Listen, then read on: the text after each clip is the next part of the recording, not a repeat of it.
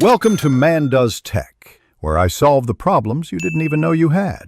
In this video, I will show you how to reset your Beats Solo 4 headphones.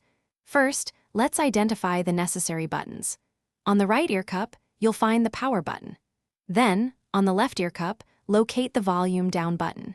It's important to make sure your headphones are turned on for this process to work correctly. This simple reset can resolve many common issues, getting your audio experience back on track quickly. Now, let's initiate the reset. You'll need to press and hold two buttons at the same time, the power button on the right and the volume down button on the left.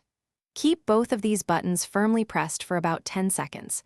It's crucial to maintain the hold until you see a specific visual cue from the LED indicator light. This action prepares your headphones for a fresh start. You'll know the reset is successful when the LED indicator light on your headphones begins to flash red and white. Once you see this distinct pattern, you can release both buttons.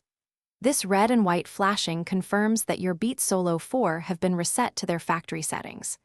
Immediately after, the light will turn solid white, indicating that your headphones are now in pairing mode and ready to connect to a new device.